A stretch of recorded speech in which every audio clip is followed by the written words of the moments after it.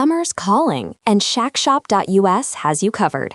Dive into hot sales on lady swimsuits, sleek, stylish, and perfect for pool or beach. Stay connected and on trend with smartwatches that track your every move. Explore the depths with underwater drones and reach new heights with our flying drones. Adventure starts here. Hurry, these deals won't last. Shop now at shackshop.us and make this season unforgettable. Shackshop.us, where adventure meets style. Spring break chaos erupts in Florida as takeover crowds push law enforcement to the limit.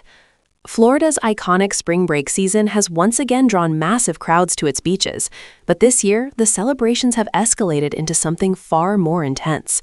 What began as the usual influx of college students and vacationers has quickly turned into a growing public safety concern, as so-called takeover events fueled by social media have overwhelmed local communities and stretched law enforcement resources thin. In Volusia County, officials are taking an aggressive stance, warning that those who organize or promote these unsanctioned gatherings could soon face serious financial consequences. Authorities say the days of viral party promotions going unchecked may be coming to an end. A surge of crowds and rising tensions. As temperatures rise and spring break reaches its peak, thousands of visitors have descended upon Florida's East Coast, particularly in hotspots like Daytona Beach and New Smyrna Beach.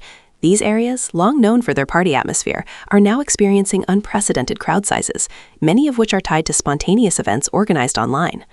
Law enforcement agencies report that these gatherings, often referred to as takeovers, are not officially permitted and can quickly spiral out of control. Unlike traditional organized events, these meetups lack security planning, crowd control measures, or coordination with local authorities. Officials say the result is a volatile environment, where large groups form rapidly, traffic becomes gridlocked, and the risk of violence or injury increases significantly. Authorities crack down on social media promoters. In response, Volusia County leaders are shifting their focus towards the root of the problem, the individuals using social media platforms to promote these massive gatherings. Sheriff Michael Chitwood made it clear that the county is prepared to take unprecedented action. Rather than simply dispersing crowds or making arrests on site, officials are now exploring legal avenues to hold promoters financially accountable. According to Chitwood, anyone found encouraging or organizing these events online could face civil lawsuits aimed at seizing assets and imposing heavy penalties. The message from authorities is direct: if you promote chaos, you may pay the price. Officials argue that these events are not harmless parties but potential public safety threats. Without permits or oversight, they can quickly lead to dangerous situations, including stampedes, fights, and panic among attendees. Special Event Zone brings tougher enforcement. To regain control, Volusia County has implemented a temporary Special Event Zone, giving law enforcement expanded authority to enforce stricter penalties. This designation allows officers to issue higher fines for traffic violations, reckless behavior, and other infractions commonly associated with large gatherings. The goal is to deter disruptive behavior before it escalates into something more serious. The zone also increases police visibility, with more officers deployed throughout key areas to monitor crowds, manage traffic, and respond quickly to incidents. Record crowds and mounting challenges. Local police departments have described this year's spring break turnout as one of the busiest in recent memory. New Smyrna Beach in particular saw a surge in visitors that led to heavy congestion, limited parking, and an overwhelming number of pedestrians in already crowded areas. Authorities warned residents and visitors alike to expect delays and exercise caution, especially in beachside zones and along major roadways.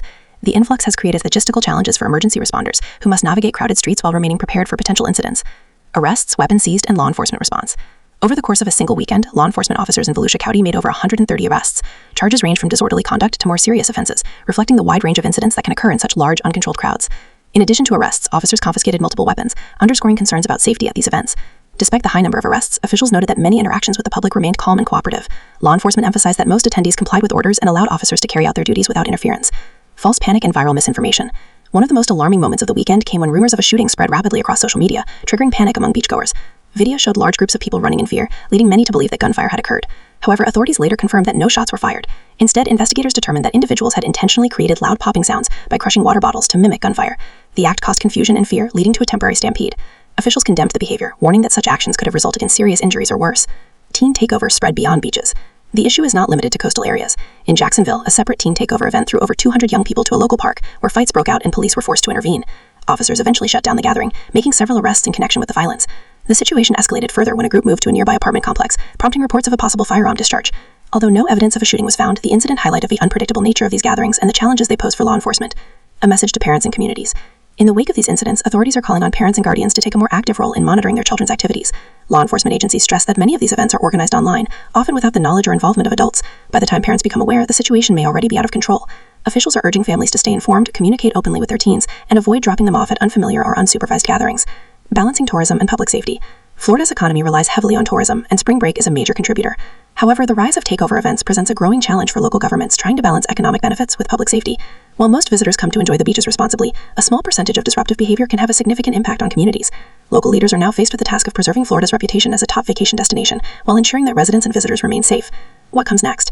As spring break continues, authorities are expected to maintain a strong presence in high-traffic areas and continue enforcing strict measures against illegal gatherings. The potential introduction of financial penalties for event promoters could mark a turning point in how these situations are handled, not just in Florida but across the country.